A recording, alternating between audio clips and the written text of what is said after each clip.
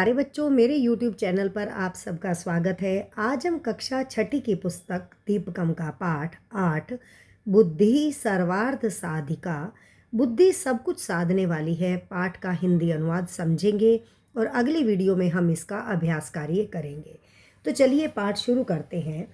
इस पाठ में बुद्धि का महत्व बताया गया है कि संसार में श्रेष्ठ जीवन जीने के लिए बुद्धिपूर्वक व्यवहार आवश्यक होता है। बुद्धिपूर्वक व्यवहार से कठिन काम भी सरल हो जाता है। जब दो या दो से अधिक पक्षों के बीच मुकाबला हो और पहले पक्ष से दूसरा पक्ष अधिक मजबूत हो तो बुद्धि के बल से पहला पक्ष विजयी हो सकता है। शरीर के बल से अधिक महत्व बुद्धि के बल का है। आइए पाठ पढ़ते हैं कि किस प्रकार खरगोश हाथियों को तालाब के किनारे से भगाने में समर्थ हो जाते हैं। एकस्मिन वने, एक वन में, एक जंगल में, एक नित्य जलपूर्णा, हमेशा पानी से भरा हुआ महान सरोवर अस्ति, एक बड़ा सरोवर है। आप देखेंगे यहाँ पर दिया गया है अस्ति। अस्ति का मतलब है। अगर यहाँ पर आसीत होता तो वो लंग लकार में था, उसका अर्थ होता था। तो यहाँ पर अस्ति शब्द को भी जानना ज़रूरी है। इसका अर्थ है। तो एक जंगल में पानी से भरा हुआ एक बड़ा सरोवर है। कदाचित एकम पिपासा आकुलम गजयूथम वना अंतरात तत्र आगच्छति। कभी प्यास से व्याकुल हाथियों का एक समूह वहां आ जाता है। तस्मिन् सरोवरे ते गजाः स्वेच्छा जलम पीत्वा स्नात्वा क्रीडित्वा च सूर्यास्त समय निर्गच्छन्ति। उस तालाब में वे सब हाथी अपनी इच्छा अनुसार पानी पीकर, नहाकर, खेलकर और सूर्यास्त के समय वहां से निकल जाते हैं। तस्य च सरोवरस्य तीरे समन्तात् सुकोमल भूमो बहूनि शशकः बिलानि सन्ति येषु बहवः शशका निवसन्ति। निवसन्ति का अर्थ होता है रहते हैं। उस तालाब के किनारे चारों ओर सुकोमलो, कोमल भूमि पर बहुत से खरगोशों के बिल हैं और जिनमें बहुत से खरगोश, शशकः खरगोश, निवसन्ति रहते हैं। गजानां परिभ्रमणेन तेषु बिलेषु निवसन्तः बहवः शशकाः क्षतविक्षतः भवन्ति। हाथियों के घूमने से, परिभ्रमण घूमने से बहुत से खरगोश घायल हो जाते हैं और जबकि कुछ मर जाते हैं, मारे जाते हैं। केचन पुनः मृता अपि भवन्ति अतः शशकाः भीता चिंतामग्ना च भवन्ति। इसलिए खरगोश भयभीत होकर चिंता में डूब जाते हैं।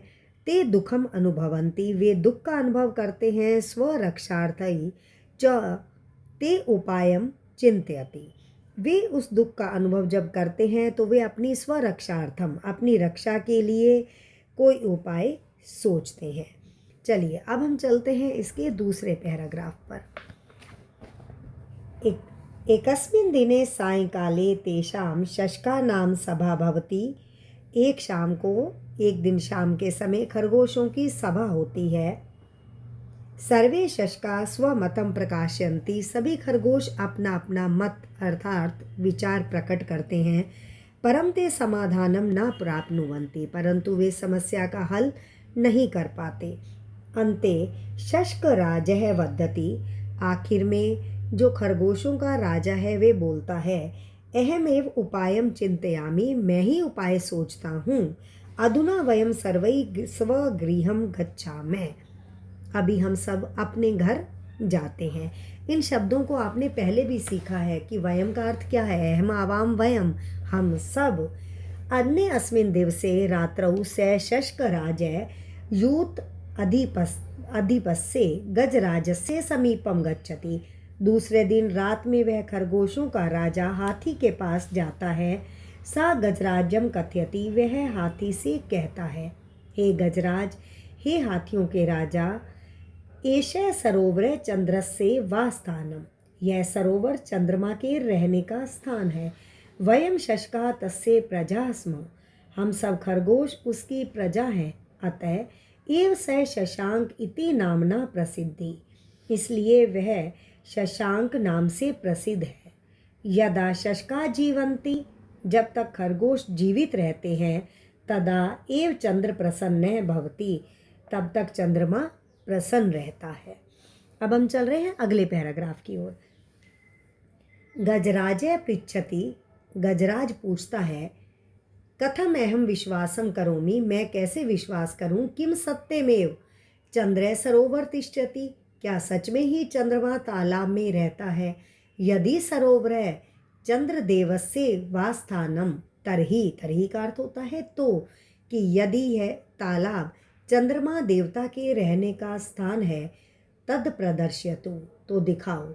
शशकै कथयति, खरगोश कहता है, आम, हाँ, चंद्रस्य दर्शनाय, चंद्रमा के दर्शन के लिए, आवाम अधुना, अब हम दोनों, एव सरोवरम प्रति चलावे, हम सरोवर की तरफ चलते हैं। चलिए अब हम चल रहे हैं अगले पैराग्राफ की ओर। जहाँ जहाँ कठिन शब्द आएंगे वहाँ मैं आपको साथ साथ बताते रहूँगी।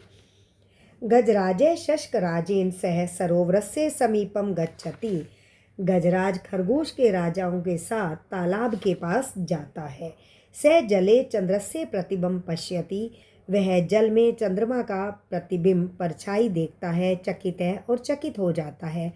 स भयेन चंद्रमः नमति, वह डर से चंद्रमा को नमस्कार करता है।